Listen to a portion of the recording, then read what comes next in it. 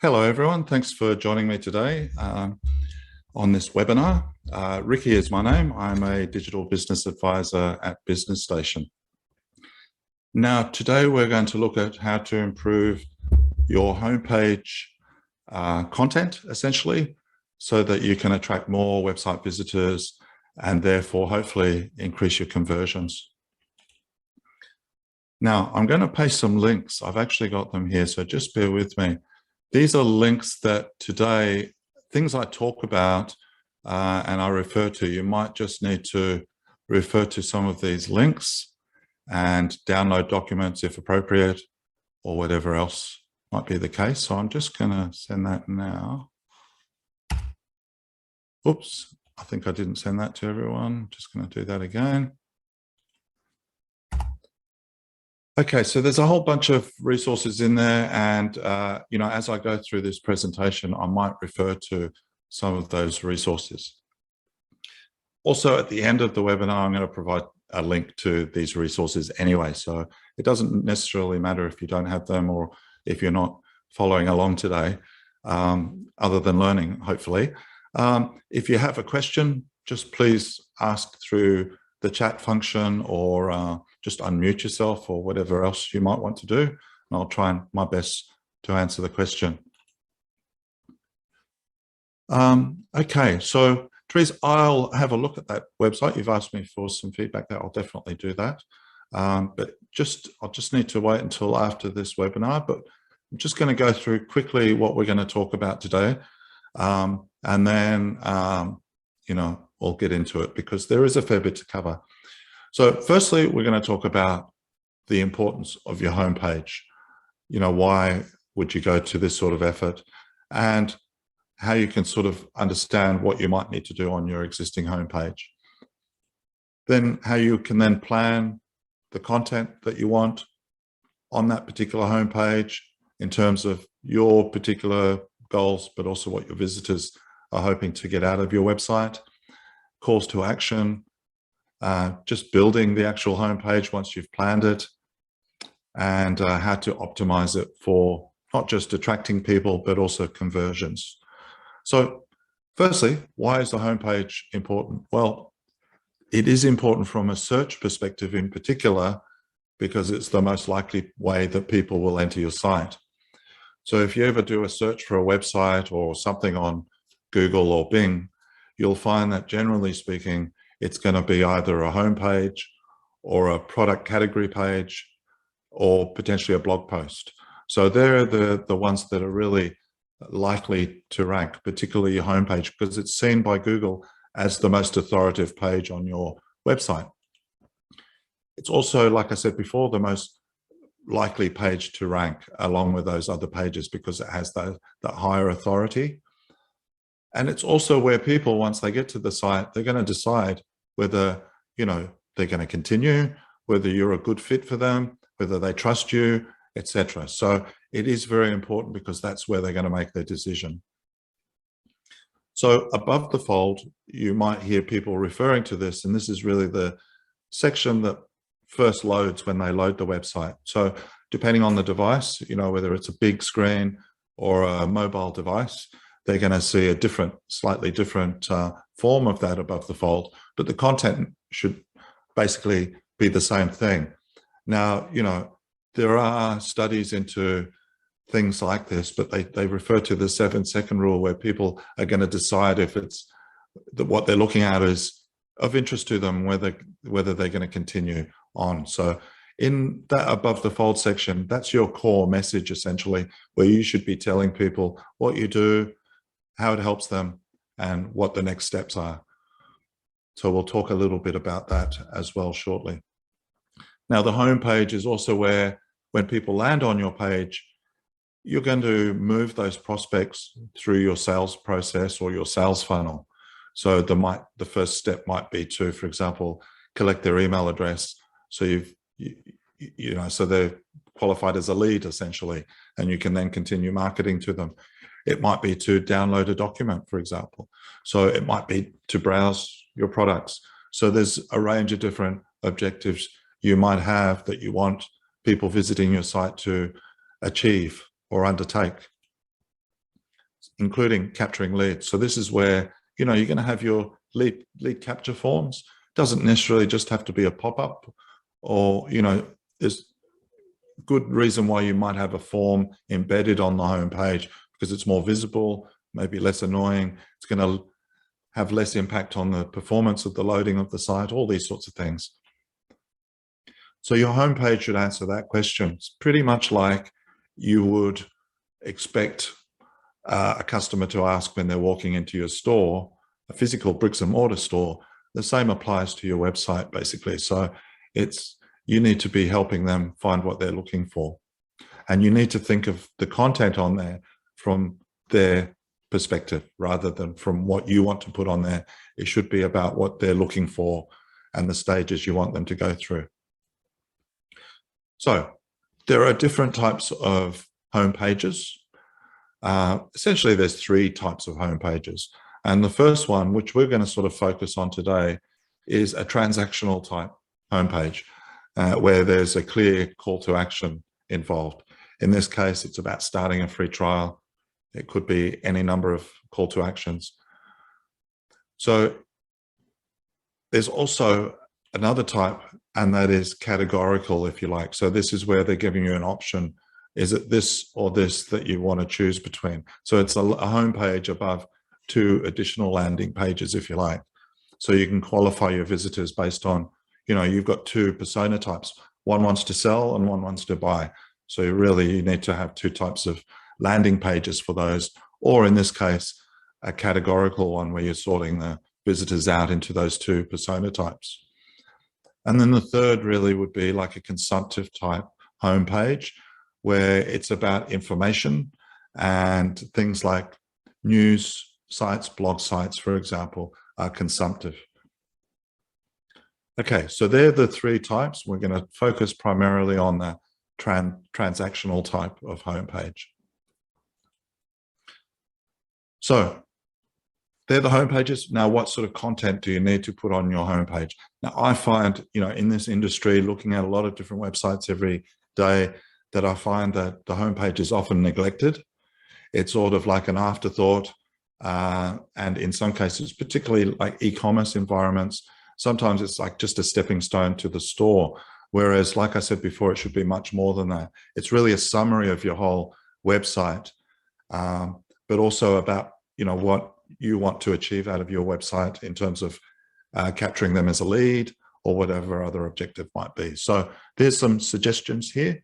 So, the top menu, and that could be a range of different types of things, but the logo, the basic navigation, and the primary call to action might be 3 things that you want to include on there. And even that basic navigation should be focused on what the customer's looking for. You can put other pages down in the footer menu, for example. You've then got the headline and the sub-headline. You've got the call to action, multiples off potentially, so primary and secondary, even maybe a third call to action. Your hero shot and supporting imagery that you're using is very important. You might want to talk about how your product or service works. What are the steps that are involved? What are the features and benefits, for example? Maybe, an educational video, for example, how it works. Also, this is where you might be bringing in other avatars, because up till now, really, you're targeting your primary target audience, but there are other, maybe lesser primary target audiences that you can now bring in. So solution X for this type of persona, solution Y for this type of persona, for example. This is often where you might bring in trust builders too. So that would include, very importantly, things like testimonials. You must have testimonials on your homepage, potentially some customer stories or case studies as well. Sometimes you'll see customer logos on there, or featured on, or we're a member of this, we're certified by these organizations, etc. So they're all trust builders. And then finally, the footer menu. So the footer menu is important because that's where you're going to put your other navigation that you don't want filling up your top navigation, any sort of company information or legal documents, your policy documents, privacy policy, your returns policy, if you have one of those, shipping, etc. and any other additional information. Could be where you put your social, your social channels, etc., so they can follow you there. So the first thing you might want to do then is download the audit that I provide there. It's an audit form that allows you just to do a high-level, superficial audit of your website. So it's broken down into those areas we just spoke about: the top section, the imagery, the menu, the call to actions, the body, the trust, footer, and it gives you a score out of 100.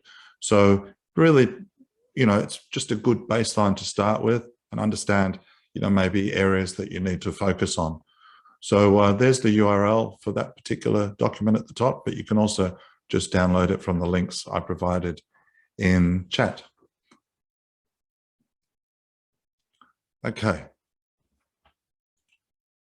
So now, when you are designing the content on your website, you're looking to convert visitors and attract visitors, you really got to understand who your target audience is, who your visitors are, and also things like how they are experiencing your existing website. Are there any issues that you need to be aware of? So one of the best tools for doing that is Google Analytics. So it teaches you about how people behave on your site, essentially, and also things like their demographics, and it might identify some problem areas. So that's probably a good starting point. So we're just going to have a quick look at Google Analytics. If you haven't used it before, do recommend it, because in the non-virtual world, in the physical world, if this was for your bricks and mortar store, it would probably cost a fortune to have this sort of data. And the fact that Google provides it for free is a fantastic thing. You should take advantage of that. So you can go to analytics.google.com to access yours if it's set up already. Otherwise, you might need to get it set up, but it's relatively easy to set up. So I'm just going to show you, if you haven't used Google Analytics before, I'm just going to show you some things about it. So firstly, this is the home page, and the home page gives you a range of different information along the lines of, for example, how many visitors you've had over a certain period, 7 days or 90 days or whatever the case may be. I'm just going to play this. This is a screen recording. Also, what sort of revenue you've generated from those. And like I said, you can change that, what your conversion rate is, how many sessions, change that to a bigger picture view if you want to. Also, the box next door there, that blue box, is active users on the website right now. So that may or may not be useful to you, and seeing what pages they're accessing. And then the next box is really a little insight, a bit of information that you might want to action to improve performance. Then the important things like where your users are coming from, what time of the day they visit you, and what source they're coming from, what traffic channel. Is it social? Is it Google search? Is it Bing search? Is it advertising of other sorts? And if you tunnel down further, like source and medium, you can really identify where that traffic is coming from. So, this might pinpoint, just for example, that you're not getting very much traffic from certain sources here, say Bing, for example. Bing is 20% of the market, so you probably want to focus on that a little bit.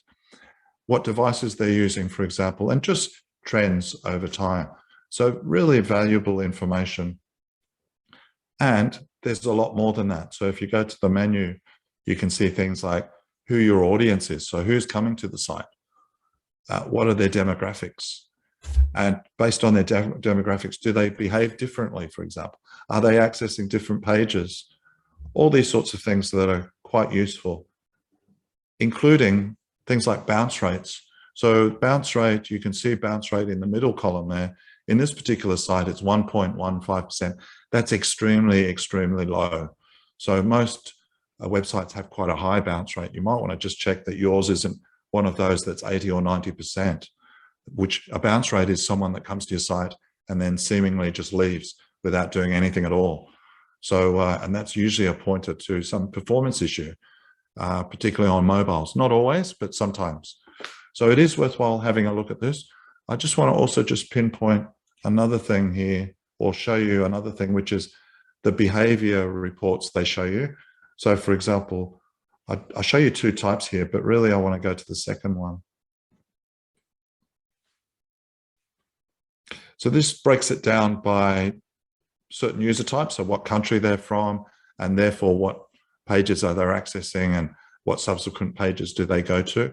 And you can break that down by, what city they're in or what device they're on, what browser they're on, all these sorts of things.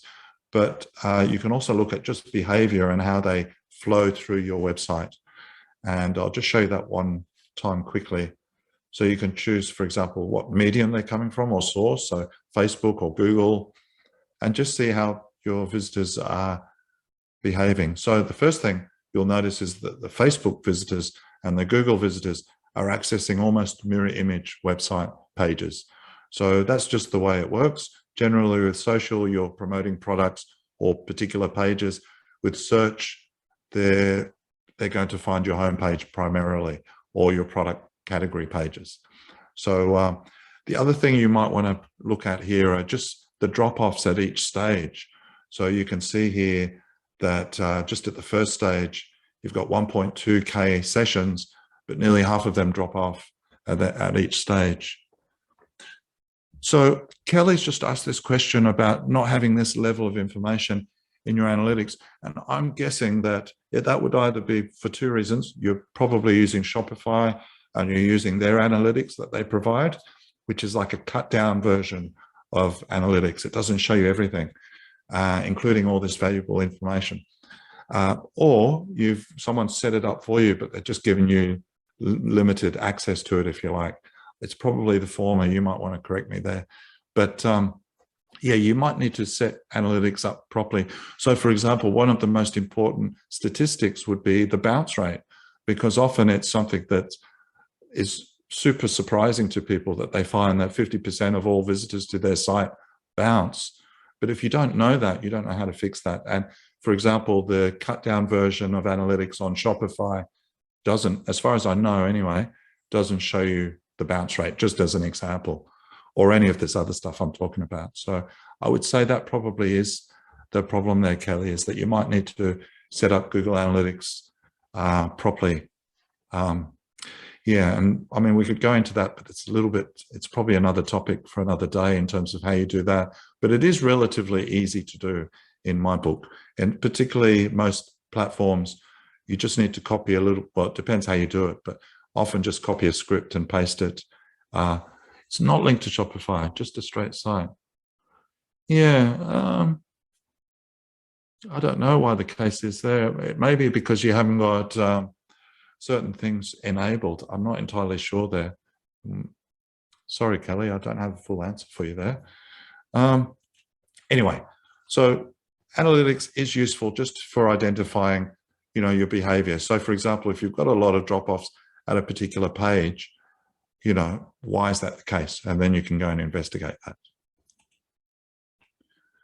Okay, so that's the first thing I would probably do. The second thing I'd probably do in terms of just understanding like a baseline of where you stand is maybe do an audit of your site from an SEO point of view. So there's lots of SEO tools out there. This is one I'm going to show you, SEOreviewtools.com, and they have this tool called SEO Checker. And in most of these free tools, they're just going to check your homepage or the URL that you put in there. So it's a good, useful tool just for doing that. And so the idea with these tools is you would put your URL in there and the keyword you want to rank for that particular page, and then just perform a check. And it'll come back, and usually takes a couple of minutes, and it'll come back with a score and some advice on ways you could improve that score.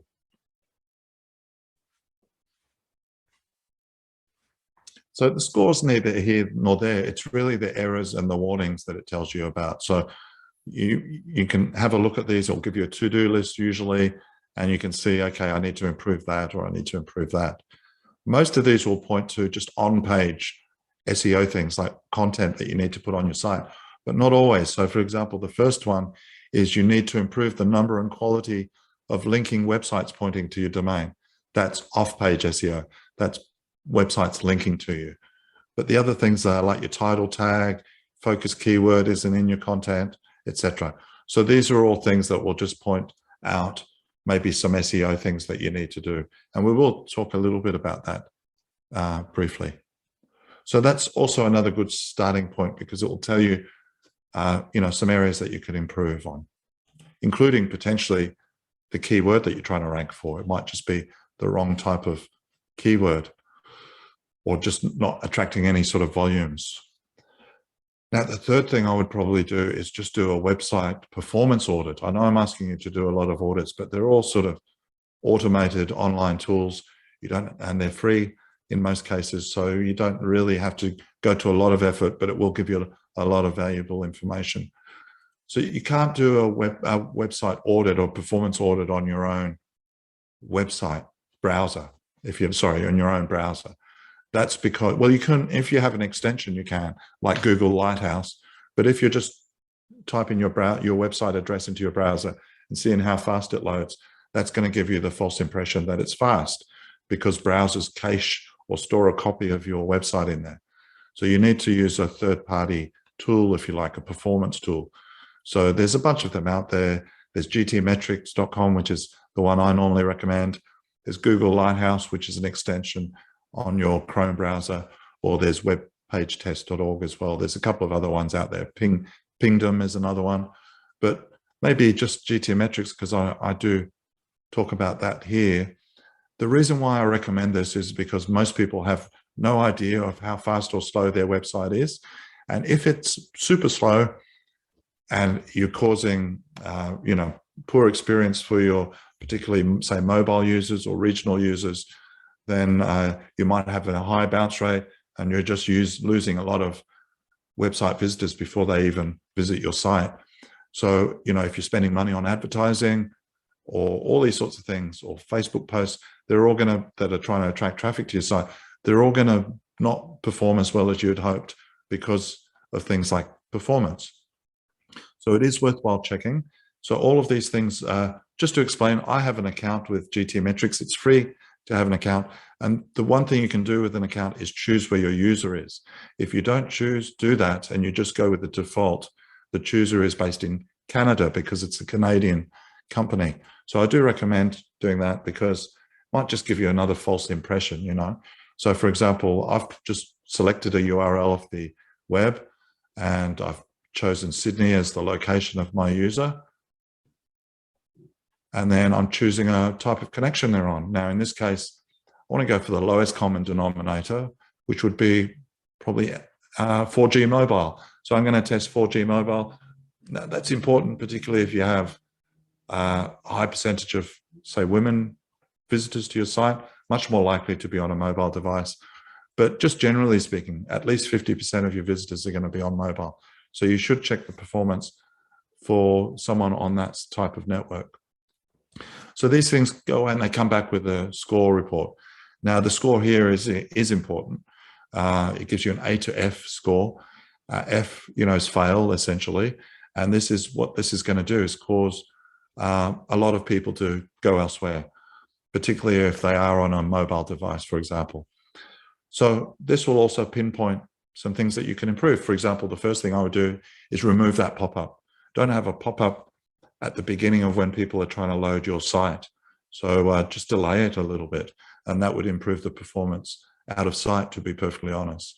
So I would say in this case, that's probably their main issue, but they do have some very large images. Now, a mobile network is fine, but when you start to congest it with lots of images loading at once, it starts to provide really poor performance. So this is where you'd need to replace those images with ones that are optimized for the web, generally speaking. So, anything over 100K is really a big image. And you've got here multiple images over 100K that don't need to be over 100K. So, you need to reduce those down to, in that case, half the size at least.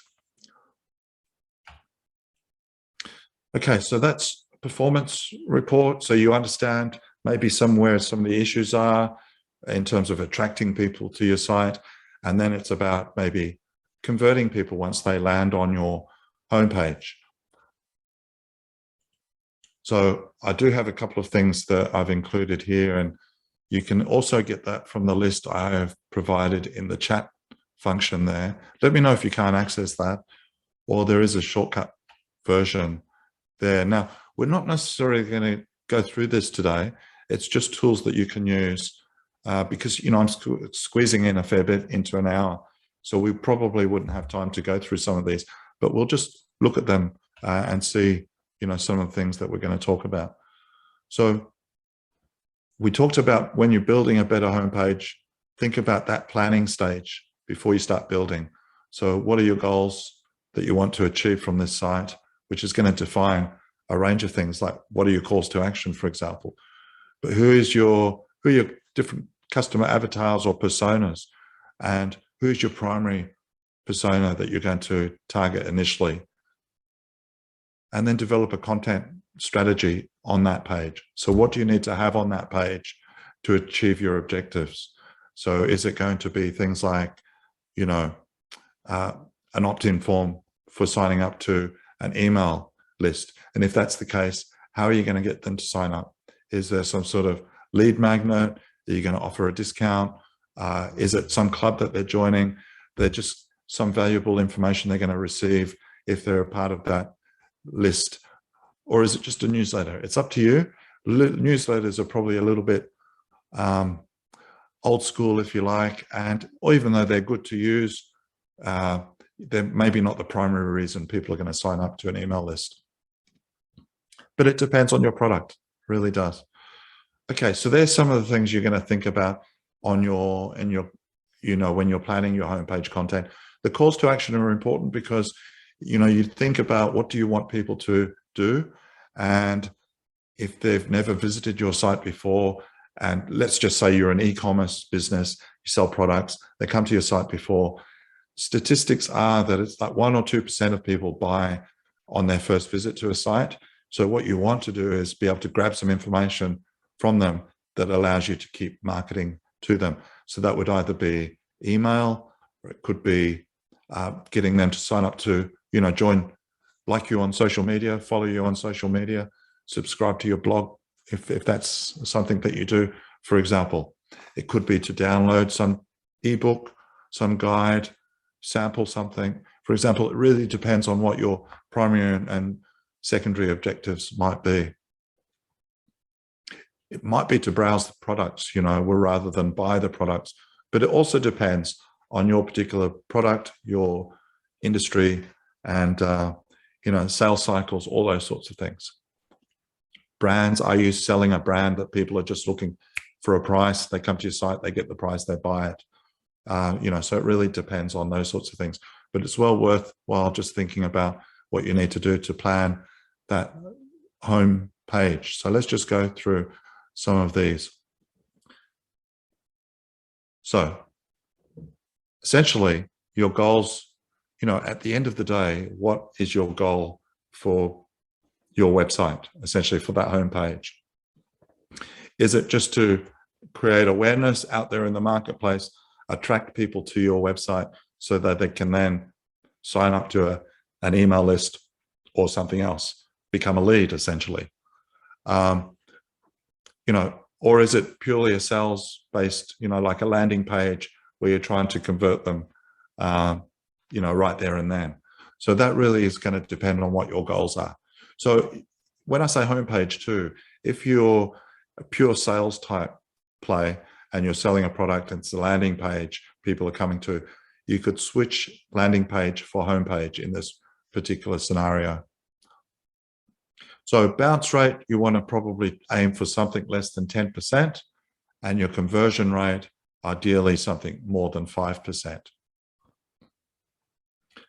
Think about the avatar too, though. So who is your primary target audiences? So who are they?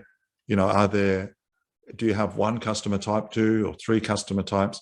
And what are they looking for? And what are their particular pain points? This becomes important because it allows you to craft your headlines and other things that you might be able to use in your content.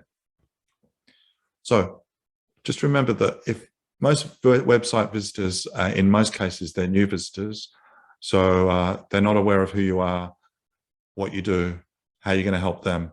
So that should be your primary focus, is trying to convince them that you're the right fit for them, whatever they're looking for. It could be a watch, or it could be some medical solution to some medical issue they're experiencing. It really covers the whole spectrum. It doesn't matter what product you're offering. So when we say what's their pain point, it might not actually be a physical pain point, but it might be that, you know, they're looking for a new watch, they don't have time, or they're on a budget, or whatever the case may be. But, you know, this is some of the things that you need to probably understand. And then the content that you put on, you know, that particular page. So what is the content that you need to engage with those visitors and address their needs, and therefore hopefully convert them into a lead, which is your calls to action.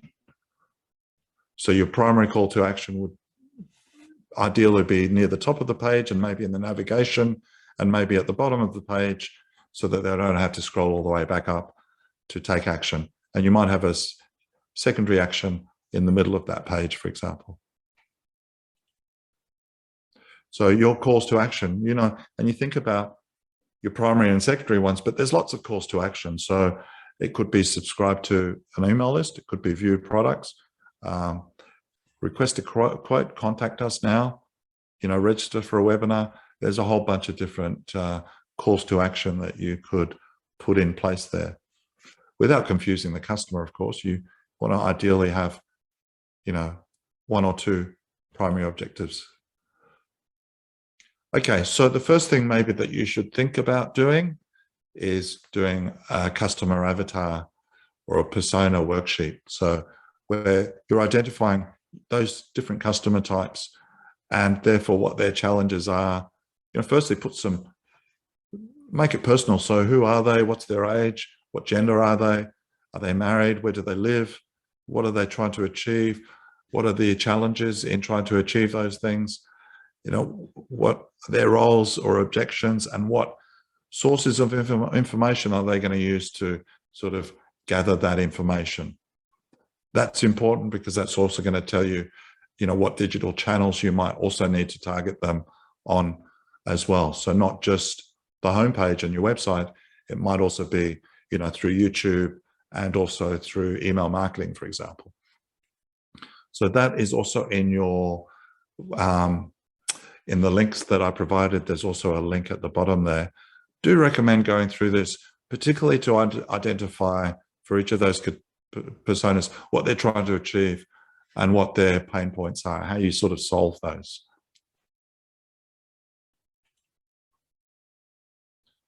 Now, the reason why it's important to do that is because we then get to this section here, which is the above the fold section that I've spoken about.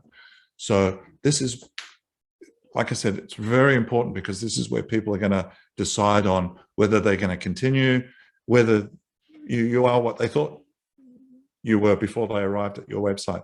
So this is why optimizing your site around certain phrases is important, because it's going to bring qualified traffic to your site. But once they get there, it's about converting them. So that above the fold section is very, very important. So look, I'm going to just talk about a couple of rules here. Now, I mean, I'm not necessarily a big believer in these rules, but there are some things to be said about them. So for example, the 4-second rule is really that old rule about, you know, if your site doesn't load within 4 seconds, people are going elsewhere. Now that is true. In Australia, it's probably a little bit more than 4 seconds because, you know, we've got a much bigger rural regional location, maybe slower network capacity, all those sorts of things. So it might be 6 seconds here, who knows, but your website does need to load quickly. The 7-second rule is more of this psychology thing where people decide in 7 seconds whether something is a fit for them or not. So this is where you really need to craft this core message, which is what that above the fold is. So we'll talk about that shortly, and also then what you need to do below the fold. Okay, so let's think about that core message that you're trying to craft for that above the fold section. that core message should really answer these questions. So what is it, or what do you do, and how it helps them, or why should they care, and what should they potentially do next. And the way you sort of how these manifest these are in the form of your core message. So that headline that you're going to use, the primary call to action that you're going to use, and ideally the imagery that you're going to use. So, sorry, that's the core message. So the headline, the primary call to action, and the imagery. So this is why I was talking about your persona and mapping that detail before, because this is where that core message should really be talking about how you provide a solution to your persona's pain points, how they can achieve their desired results by coming with you, buying your product or service. So it is really important. This is where you need to really identify what that core message needs to be and that core headline. We'll talk a little bit about that in a second. And this is where you really need to identify who is your primary persona here. So you might have 3 different personas, but you need to really identify your core target audience that you're talking to. You can bring the other ones in later, but at least here you need to be talking to that primary target audience. And what is your primary call to action? So what do you want them to do? So if you're saying buy now, it's probably a little bit premature because they don't know who you are yet. They're still deciding. It might be more, I'm preferring this more and more now, where it's just, learn more or something like that. They click on that. It just scrolls them down to the next section, to below the fold, essentially, which is what you'd probably want them to do. But it could be contact us, could be a range of different things. So we can talk about some of those calls to actions that we see in some of the examples I'm going to show you shortly. And you also need to think about your audience awareness level. So if they're trying to identify a solution or a problem, you need to sort of make it clear for them to identify, what information is important to them, how you help them, that sort of thing. So really, if you think about that, your audience, there's 3 stages to your audience journey, if you like. The awareness, then they consider different solutions, and then they purchase a chosen solution, depending on a range of different parameters. So usually, if they're new to your website, like I said before, they're really trying to identify a solution to a problem. So that should be where your focus should be, is identifying how you can help that person fix their particular problem. So let's look at some headlines now to show you how other people do it. And I'm going to sort of translate these, or I've got the translations below there. So this headline says, transform your sales team into a revenue generating machine. Really what they're saying here is transform your existing asset, which is the sales team, into a known desired end result, which is the revenue generating machine. Now, excuse my, I know I've got my marketing hat on here, but just to give you some food for thought here is really what I'm trying to do, rather than to say you've got to use this or this. It's just to think about how you can use your title to talk to your audience and how you can help them. And ideally, we don't even talk about this here. Ideally, you also, if possible, would try and include a keyword phrase in this title as well. But for the time being, we're just going to focus on this. So competitive intelligence for busy marketers. So that's desired end result for avatar. See, so without knowing a little bit about your avatar, it would be difficult to maybe put some of these, these headlines together, because you don't know who your avatar is and you don't know what their desired end result is. Build, publish, and A/B test landing pages without IT. So that's accomplish desired end result, which is to be able to build landing pages quickly without a known bottleneck or roadblock, which is the IT department. So, that's another one to consider. Make your retailers better marketers.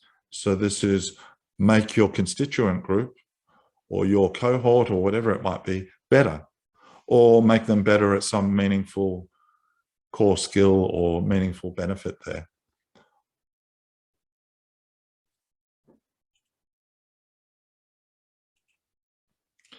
So that's the headline. You might want to just consider that, keeping in mind what we've talked about before. Yes, so Therese has asked about where we're going to put the keywords. I've been told that Google only finds it in headlines and not in the body. You've got to put the keywords, I think I do talk about it shortly. You've got to put the keywords in certain places, really, and the title is one of those. The body text is another. No, so it is important. It will read the body text, the images, and that's essentially it. So the headline, the URL, the body text, and the images. And from that, it will build a picture about what your website is about. So that, and we will talk about that. Also, where's the best place to find keywords that match my client avatar? Okay, so really you need a keyword research tool there. And what I'm going to do is just put that on pause for a second, Therese, until I think we're going to get to that shortly. And if we don't, I will talk about it just at the end. So they're good, some good questions there. Okay, so just keep that keyword question just for a second. And just, okay, no worries. Okay, so now so we've got the headline. Now we're going to talk about the hero image. So that's the imagery that you use in that shot, they're above the fold. So ideally, you just want that to look professional. That's a good start. But the next best would really to be showing the product. So, and that's going to answer the question about what it is. So that product varies, for example, in our case at Business Station, our product are our people, our advisors. So we might have our advisors up there, and our advisors help small businesses solve their digital marketing problems. I didn't word that very well, but you get the idea. So it really depends on your particular product. But the best way really, and this is sort of best practice, but it is difficult. And this is really where you're making the customer the hero. So the images of the customer, and you're demonstrating them in their desired after state. So let me sort of put that in plain English.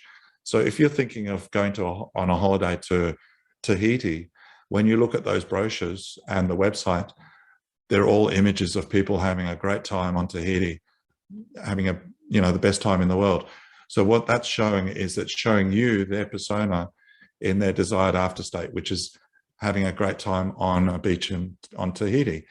It's not showing them, in an office environment, or, that could be a different angle, but usually it's about showing their persona in their desired after state. And it shouldn't be something that's sort of not taking into account the customer's perspective. So it shouldn't be a picture of your office, for example, or something like that, or just something that's not aligned to that core message. So let's just have a look at some of those things. So this is something I've just sort of put together here. And if you think about, say us at Business Station, this might apply to us here. So that lady there represents our small business target audience, running her own business, bit of an entrepreneur. And, so we help Australian small businesses be successful online, for example. Might be a very simple one. So, and then we've got primary call to action and secondary call to action. And that depends. I haven't really gone into a lot of detail there. Now, so the idea with that image there is that they're seeing themselves as, yeah, this is me, I'm interested, I'm going to scroll down. Because at the end of the day, remember, that's really all you want them to do, is to engage. Okay, so just some calls to action as well. So we've talked about the imagery. By the way, that imagery, it's difficult to get that sort of imagery, but you could potentially use a quality photo library like Unsplash or Pexels, which is exactly where that image came from. So you can do that, or you could go to the effort of taking your own images. So this one here, now, in this case, the imagery is of the product. In this case, that man is the product. He helps people grow rich, and he has a quiz that he wants you to complete. So pretty simple. Do you know your earning potential? Start the quiz. So that's his particular core message. And this one here, it's a very long title, but at the end of the day, it's just talking about getting started, so they get access to these free tools. And the tools are there on display. So they've got their persona and also the tool, which is that laptop there with the Forex or whatever it is trading system. Does the subscribe button in top menu count as a call to action? Yes. So normally in the top menu, you should probably have your primary call to action in there, and maybe on the right-hand side. You can see it here, get started. And if I go back, sign up. So that's a good place to have your primary call to action. Definitely a good place to put that. And I think I'm a big believer in having an because, unless you have a sticky header, people are not going to see that get started button there for much longer once they scroll down. So it just helps to have a form as well, potentially another form of them opting in, or some other call to action that you want them to achieve. Okay, so that's sort of above the fold. So it's all about the core message, and really it's all about just getting them to scroll down or click on the call to action, one of those two things, or to browse your store or whatever it might be. Okay, so just going back to this particular scenario. So the first thing I added were just some logos. So this is really a trust section here where you might say, look at the great clients we've worked with, or look at our certifications. I'm just going to pause it there for a second. Sorry, I should have just paused that there. You don't need to have those logos, but it could also be that we are certified by these particular bodies, or we were just recently detailed in these different media magazines and TV stations. So you don't necessarily have to have it there. It really depends on your particular business. So that's the first thing. Then the second thing I say, once they scroll down, it's really how we help them. So what is the solution, how it works? In this case, I've got a 1, 2, 3 step, but it doesn't have to be. It could just be, this is how it works. You do this, we do that, and then this is the end result. And you can go into a bit more detail there as well. You could also at this stage bring in your other personas. So we provide this solution for this type of customer, or this solution for this type of customer, for example. This is a good place to bring in explainer videos rather than at the top above the fold, because it's going to affect performance. Your different personas, like I said before, where you could bring them in. A secondary call to action, some testimonials, some really good testimonials. In this case, you might want to introduce your products, which in our case are advisors. So you could introduce those, your primary call to action down the bottom, and maybe a way to contact you, or could also be a range of other things like, your blog posts, your Instagram feed, etc. So that's just a really short summary there of the content that you might want to include below the fold. So how does it work? Who is it for? Calls to action. Introduce your product categories or services, and maybe also a featured, some featured products. So you'll see this in e-commerce stores, where if you've got multiple product categories, you want to make it easy for people to go straight to that category. So men's clothing, but you might also have a featured collection like top sellers or something else just a little bit below that. So testimonials and case studies, really, really important. And also having social feeds and blog posts, just so that, for example, they can maybe follow you on social media, but also maybe like some of your content on your website, so they can like it or share it, for example. And then the footer, which we've talked about briefly.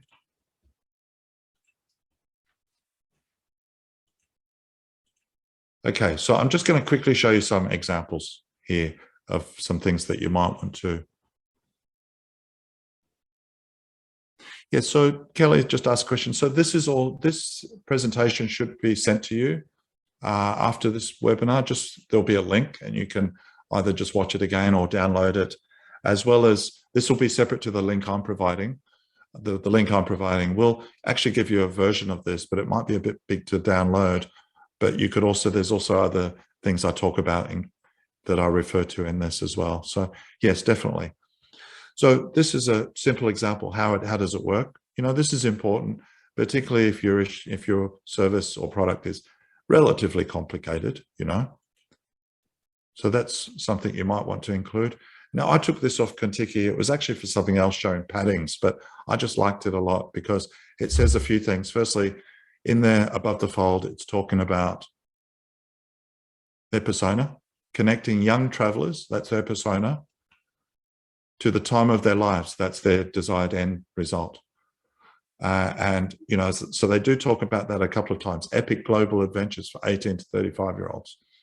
And then how it works, lots of choices, your details all sorted, 18 to 35s only, you get an expert team of people with you and you're not going to regret it. So, you know, that's more in the voice, you know, that younger generation voice, but, you know, speaking to their audience, I think that's just a good example. Who's it for? You might sometimes see things like this where you might have a product, but it's targeting different users. So we have this solution for this type of user or this solution for this type of user. And, you know, there's no reason why you shouldn't do that because that's where they're, you know, that particular persona is saying, hey, there's a solution for me there. And it's much more likely to make them click on that particular link. Or, you know, you might even see it for this where it's more, you know, depending on the level within the business, if you like, for C-suite managers and managers or for operational type teams. Okay, so testimonials, case studies, social signals are important. Testimonials and case studies are also important. The social signals are important because Google and Bing will also take that into account when they're ranking you. So if your content's being shared and liked and that sort of thing, then that's a good social signal. A bit like the backlinks that you need links to your website from other websites. So do try and maybe offer that on your website there, the ability for people to share stuff, for example, or to like certain articles or content or products. Okay, so I'm just wondering here, because I'm sort of quickly running out of time, I'm going to push on now. So this is footer content. I sort of talked about that already, what you might want to include in the footer as well. So a good example of that would be this one here, where you've really got everything there. You've got a sign up page where you can sign up for the program, how it works, features, you know, all their social media channels there, resources, everything. So this is probably overkill for a lot of small businesses, but just to give you some idea of what you might be able to put in the footer. Okay, now email marketing. I'm just going to talk about email marketing quickly. So other tools you might want to, so things you might want to do, for example, if they haven't actioned your call to action. So they haven't done what you thought they might do. So the next best thing is to, you know, get them to opt into a particular form so you can email to them and market to them afterwards. No, sorry, Stacey, you can definitely put your social icons and links in the top menu as well, in the top header. Definitely. Sorry, that's something I'll probably need to change in this presentation. Is that's definitely something you'd probably do. And you can bring in Google reviews into your web page. So this is difficult in trying to provide a single answer because it's going to depend on your platform. So for example, like WordPress and Shopify have apps and plugins that you can use to very easily integrate the two. So I'm just not sure, say Wix and Squarespace, for example, how you might do that. But yes, it is very easy to do. Worst case though, you could just, you know, copy and paste those, but you ideally don't want to do that. So just trying to think, you know, of course, Google My Business is the starting point for Google reviews, but I'm just trying to think in terms of some of those other platforms. I don't know if you are on Wix or Squarespace, for example, how you would import them from that regard. Other things you might want to consider is, so they come to your site and then they leave, they haven't subscribed to your email list. How are you going to target them then? Well, you can use obviously Facebook Pixel or Google Tag Manager, for example, to do retargeting on other websites or on Facebook feeds, for example, or LinkedIn if you're using LinkedIn retargeting. Invest in quality images. I'm just going to quickly skim through this.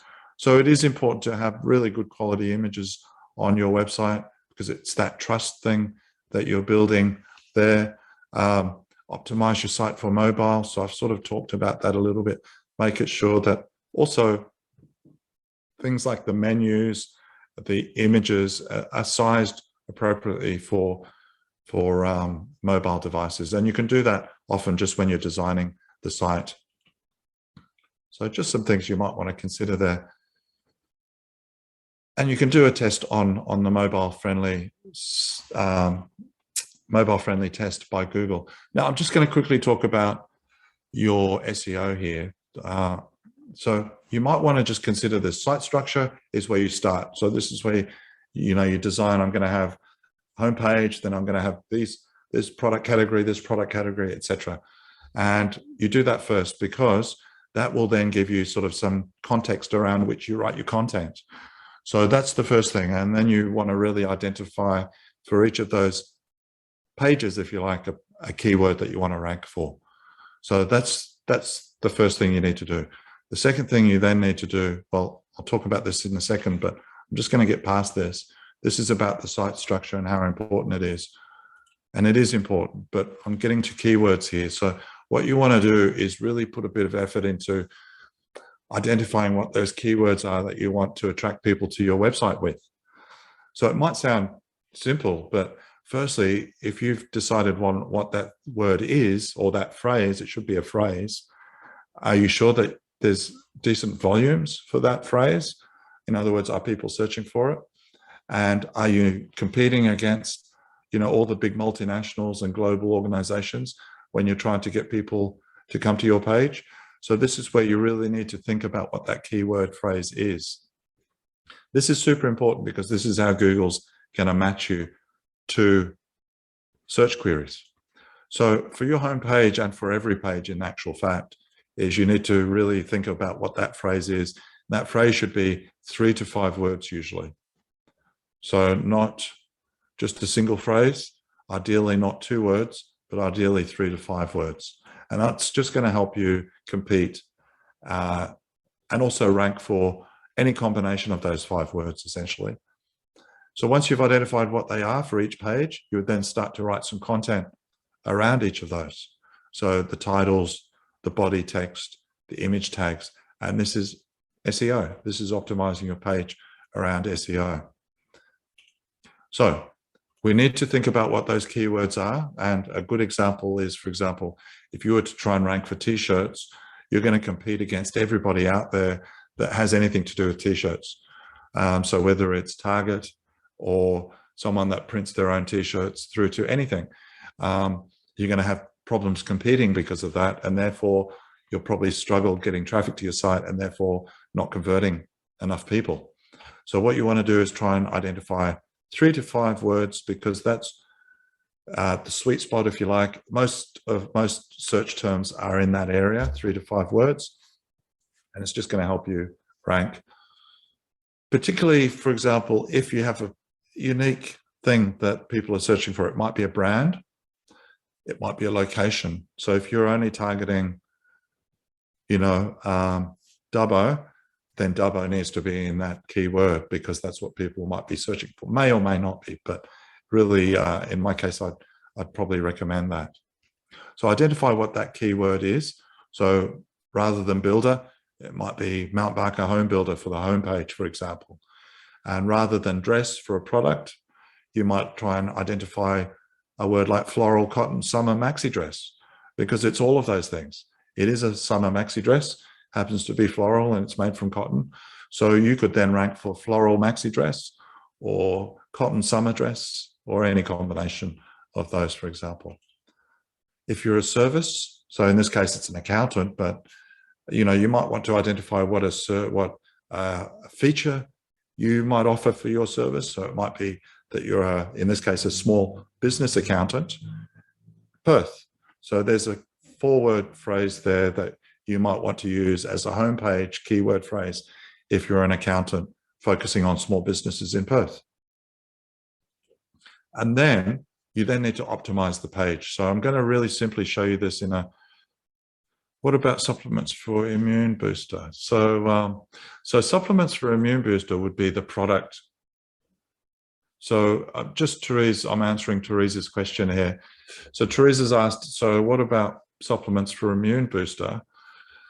So this would be on that particular product page, for example, or on that. So if you had a product category that was supplements, then I would optimize that page around supplements and for immune boosting, that sort of thing. And then I would also optimize the actual supplement products for those keyword phrases as well. Because at the end of the day, your homepage has to be a keyword phrase that's going to encompass sort of everything you do. Like it's like an elevator pitch distilled down to 3 to 5 words.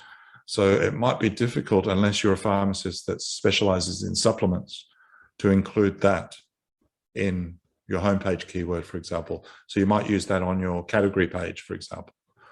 But then again, it might be something you specialize in. So that might be something you want to use. So let me give you an example here. So I'm a mechanic in Darwin. Sorry, I'm running a bit late here. I'm almost finished. So if you can just bear with me. Tom's Mechanical. I've decided after a bit of research that I want to rank for car mechanic Darwin. So now I've got to put that keyword in certain places. Now, the reason I need to do that is because that's where Google's going to look. So it's going to look firstly at the page title, and it's going to see that it says car mechanic Darwin. Then it's going to look at the URL. And in this case, I've got the URL in there. I've got it in the URL. Now, it's recommended to do that, but not if you've already been around for a while and your URLs are already getting, already out there. But it is the best scenario. So if you're maybe starting a new URL or new page, you'd probably want to include that keyword in there. Then if you've got any headings, so it's not included here, but like an H1 heading, you might want to include that in there. And then in the body text. So it's going to read Google or Bing the first couple of paragraphs to understand what you're about. So ideally in that first couple of paragraphs, maybe a bit more if you're lucky, but you want to have the keyword in there and not in a spammy way.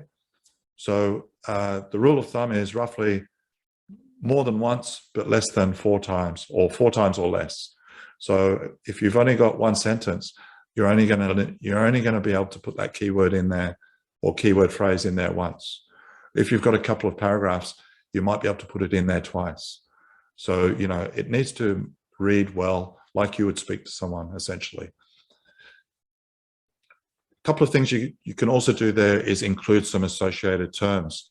So I know that people also search for roadworthy certificate, brake repair. So I'm going to include those in there too. So I might rank for those. And I'm also going to have a link from there to those service pages so people can find them easily and Google will know that I'm referring to those services.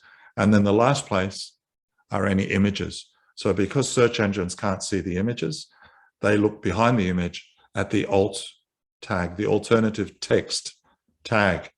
And that's where you put your keyword.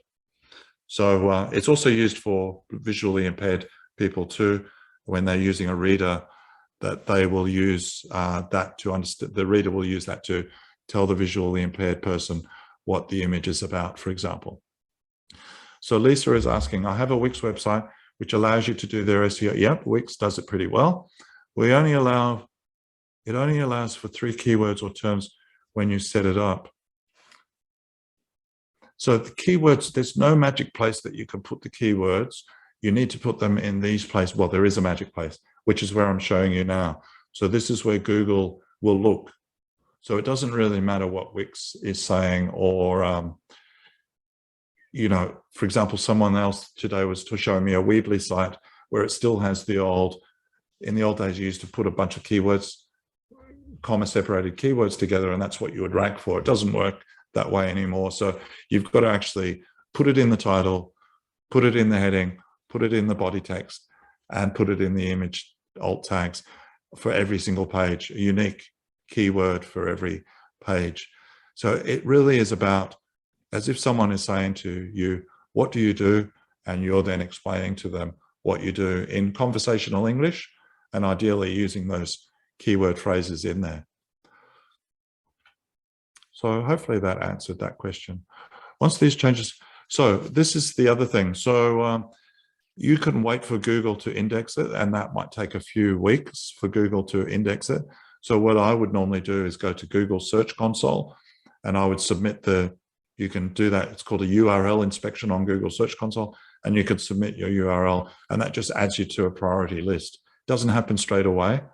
So really, I would say, you know, within a couple of weeks, you should start to notice some changes. Particularly if you've made a big change from something that was totally unoptimized to something that's optimized, you should start to see traffic increasing, and you should start to see maybe a keyword ranking increase. So don't expect to go from 0 to number 1, but you should definitely be aiming for maybe page 1 in your first instance. So try and get to page 1, and then it's about a matter of moving up page 1 to wherever you can get, depending on your geography. You know, some markets are more competitive than others, is what I mean by that. Okay, so that's really SEO in a nutshell. There are some other things I haven't talked about, and that's your meta title and meta description. Now, your meta title and meta description is often what some of these platforms will allow you to edit, but they don't really make it clear what it's for. So your meta title and meta description doesn't show anywhere other than on a search result. It's not on your page at all, so people won't read it. If you don't customize your meta title and your meta tag, Google will just take it from your page. So they'll take the title of your page and the first paragraph, for example. Now, that's not always ideal. It might be okay, but it might not be ideal, because the meta title and meta description is about, sorry, just reading some questions there. Best keyword. Yeah, if you want a keyword tool, I'll just touch on this briefly. Use Keyword Planner by Google. It's part of Google Ads. It's free, and you can put in, say, 5 seed words into Keyword Planner, and it'll come up with some suggestions. And just a word on this. So I said 3 to 5 words. If you were to put that 3 to 5 word phrase into Google Keyword Planner, you might see that it's getting quite low volumes.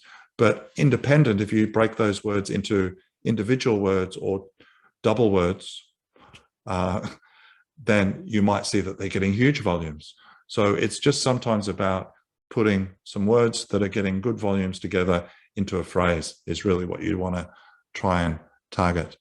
Just with that meta title though, this is going to help you. So once you're ranking, this will help you get more clicks. That's all it's about. It's about converting people. So what you need to do is optimize this to make it more salesy, essentially. So this is why in the fashion world, you'll often see people say free shipping or afterpay available or organic, Australian made, something like that. You know, so the idea is that you're trying to make your search result look more attractive than the one above or below you. So this is really important to do that. Now, you do it through the HTML, the header section of your HTML, but essentially if you've got any of these platforms like Wix or Weebly or Squarespace or Shopify, WordPress, you can do it through those very easily. So this one is Wix, and you can see in Wix here it says, if you're on the site menu and you click on those 3 little buttons next to the page, there's a little SEO Google tab, and in there you can set the meta title and meta description. So that's the title, the description, and potentially the URL if you want to change that URL. Just be wary if you change it, then your old one doesn't exist anymore. So probably just for safety, maybe avoid doing that for now. You can use a plugin if you're using WordPress, something like Yoast or Rank Math. There's a whole bunch of them for WordPress, and they all allow you to, in this case, edit the snippet. And that by editing that snippet, you can change what's in there. Shopify, it's at the bottom of all the pages. So edit the website SEO. You can do it that way. The homepage, you need to do it through preferences. And WordPress, you need to do the homepage through the settings page, but all the other settings tab, but all the other pages you do through Yoast. Yes, and this is what I was talking about. So this is the preferences section of Shopify, where you would set the homepage title and the homepage meta description. That doesn't mean you can't, you still need to put text onto the page, the title, like I just was telling you, because this doesn't really exist other than when you show up on a search result. So just alt image tags, same thing. When you click on any image on any of these platforms, you'll be able to add that to it. So this is Wix, I believe. No, that's WordPress. You just edit the image, you can add it to that. This is Shopify. You can edit the image and just add it to that as well. This is Wix here. So it's slightly different. It just says, what's in the image, tell Google, and you'd need to write a little bit of a paragraph about what that was about. Same with the alt. So with this, all this is saying here is try and be a bit descriptive, essentially. Now, I'm sort of way too running out of time here. Just the last thing I was going to say is you do need to think about links.